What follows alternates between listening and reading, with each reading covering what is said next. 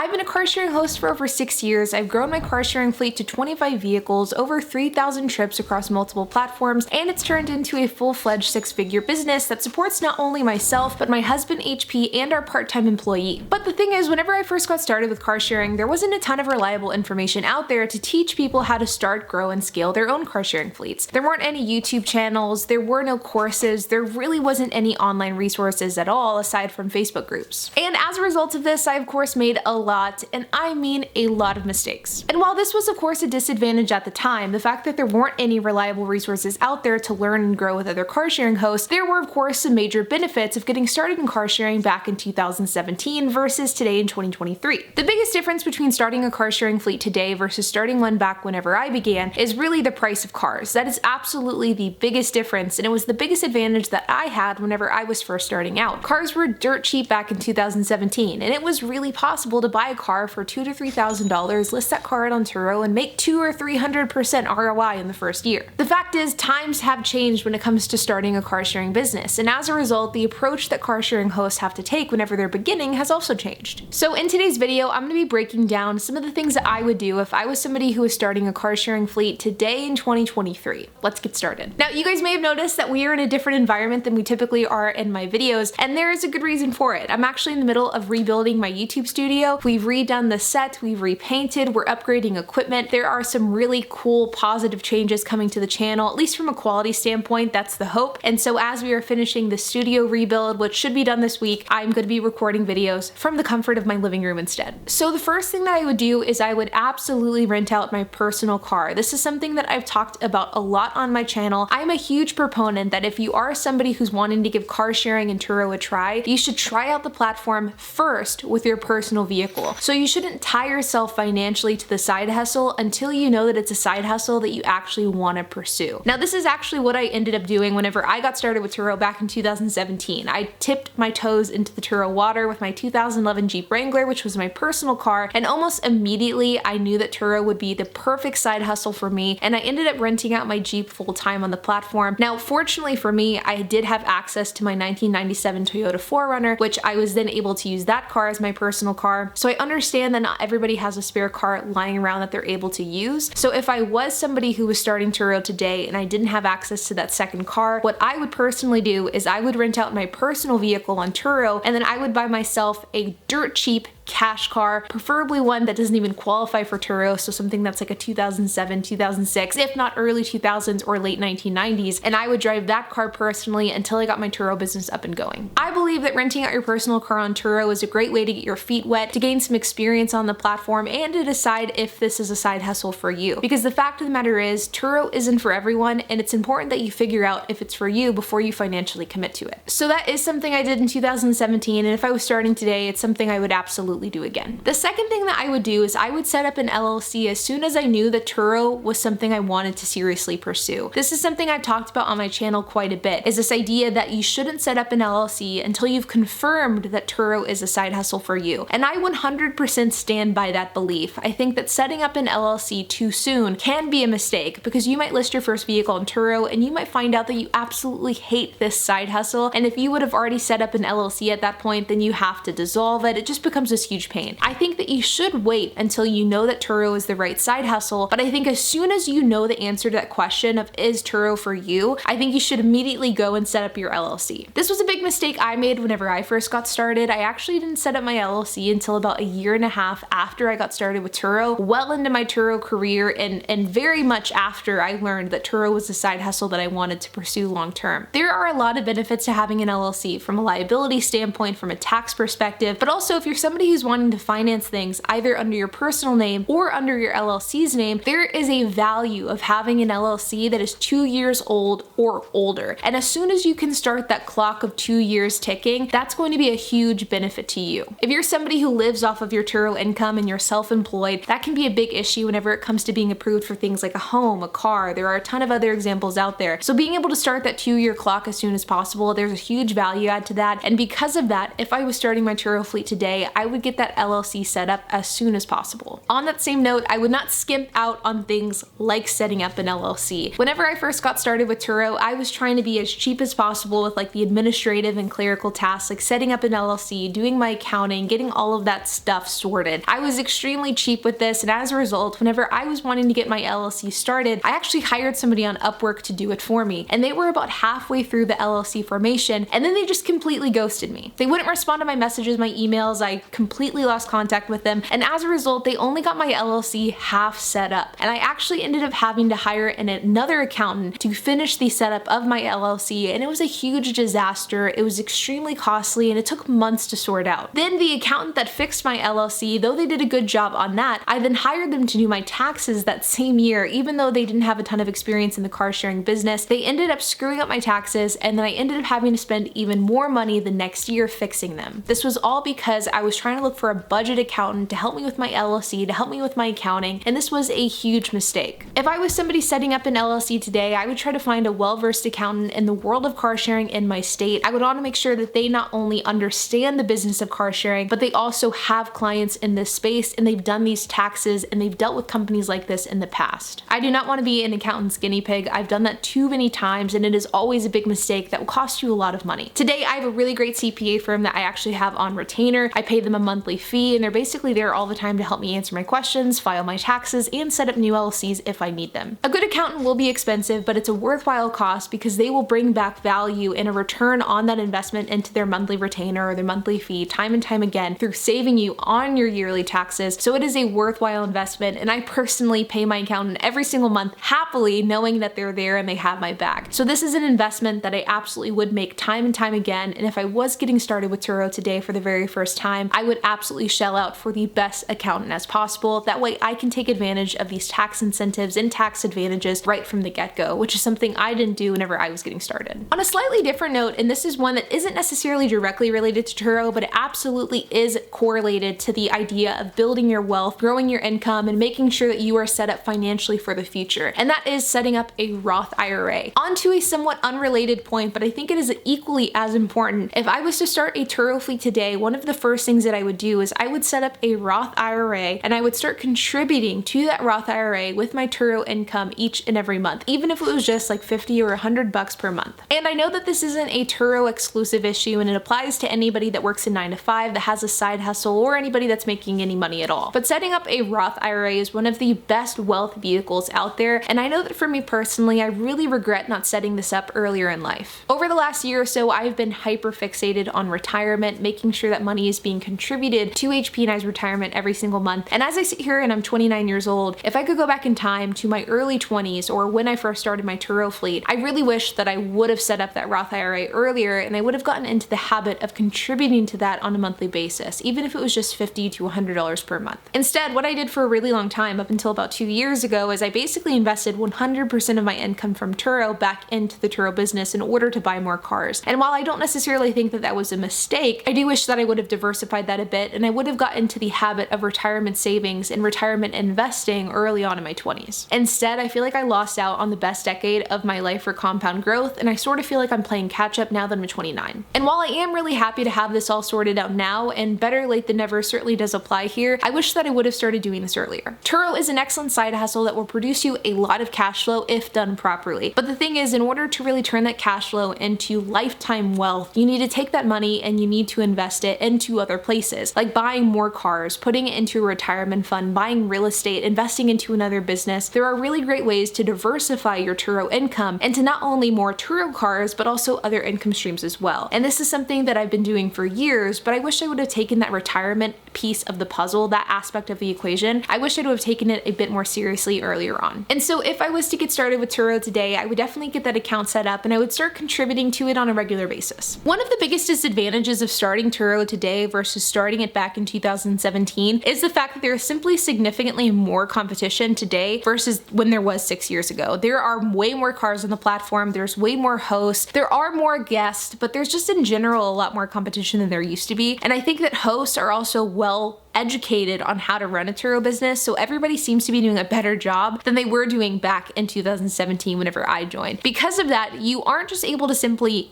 get a car, list it on Turo, and then see the money rolling in. You do have to make sure that you're taking the right steps on your end in order to get guests coming in and renting your cars. And because of that, if I was starting Turo today, I would make sure that my settings were exactly like this. First, I would take great photos of my car. Make sure the photos are clear, the car is clean, get nice angles, and make sure the background looks good. One of my Turo pet peeves is whenever people take pictures of their cars in front of their house or in parking spaces and they don't put any effort into the appearance of the car in the photo. You want to make sure that the car looks really good, it's eye-catching, and also make sure to include photos of both the exterior and the interior. Next, I would have my advanced notice settings as little as possible. Instant booking turned on, no trip minimum or trip maximum, and I would have made sure to set my hours to always available, and I would not offer delivery. I personally don't think delivery is worth it. I think in some markets, and depending on where you live, you can justify the decision to offer delivery, but for me personally, it just doesn't make sense. As far as the other settings, my ultimate goal is to make sure to make it as easy as possible for a guest to book my car. Because of that, I want to make sure to remove all of the barriers that may prevent a guest from moving forward and actually booking. I see a lot of new hosts that join Turo and they get frustrated because their car isn't getting booked out. But then whenever you dig into their profile and you dig into their listing, you'll quickly find out they have a bunch of parameters set up that are making it extremely difficult for guests to book their car, and that's why they're struggling. Ultimately, my saying that I always keep in the back of my mind is make it as easy as possible for every guest to book, and if you do that, you will see the bookings roll in. So whenever I'm first starting out, I would make sure to remove all of those barriers, but then once you start getting some trips and you start seeing some 5-star reviews roll in, then you can start playing around with the settings to make it more convenient for you. On the same point is the issue of pricing. Like I mentioned earlier, Turo is extremely competitive today, and as a result, if you want to excel at Turo, you're probably going to have to make sure to undercut your competition whenever you're first starting out. And because of that, if I was somebody who was starting with Turo today with my very first car, I would go in, I would try to find comparable cars on the Turo platform in my area, and I would look at their pricing, and I would basically list my car for 5 to 10% cheaper than any other car in the market. Doing so will make sure that any guest that has put price as their #1 priority, they will book my car over the competition, and this is always a good thing. The reason why pricing is so important is because pricing is such a huge factor whenever it comes to whether or not a guest books your car. And whenever you're first getting started with Turo, not only are you having to compete with all of the other hosts in the market, but you're also having to compete with all of the experienced multi-vehicle hosts as well. Because let's face it, if you are somebody who is renting a car and you have 2 cars that are the exact same spec, the exact same price, but one is offered by a host with 0 trips and the other is offered by a host with 5,000 trips, which host are you going to be going with? Host longevity not only benefits Turo hosts from an SEO perspective, meaning the longer that you're on Turo and the more trips you have, the higher you'll rank on the platform, it also benefits hosts from a customer perspective as well. Psychologically speaking, somebody is going to be much more comfortable renting a car from an experienced host versus a new one. And so in order to offset the lack of experience, you have to make up for it in price. So I personally would undercut the competition by 5 to 10% minimum. I would make sure to get 5 to 10 trips under my belt. I would do everything I could to get a 5-star review on those reservations, and then I would start raising my prices to be more competitive from there. If your car is simply flying off the shelf, then you of course can raise your prices sooner. So you'll definitely want to play around that. You don't want to be leaving money on the table, but you want to make sure that you're getting a lot of guests despite your lack of experience. And of course, the last thing that I would do if I was starting with Turo today, other than renting out my personal car, is I would make sure to only buy cheap,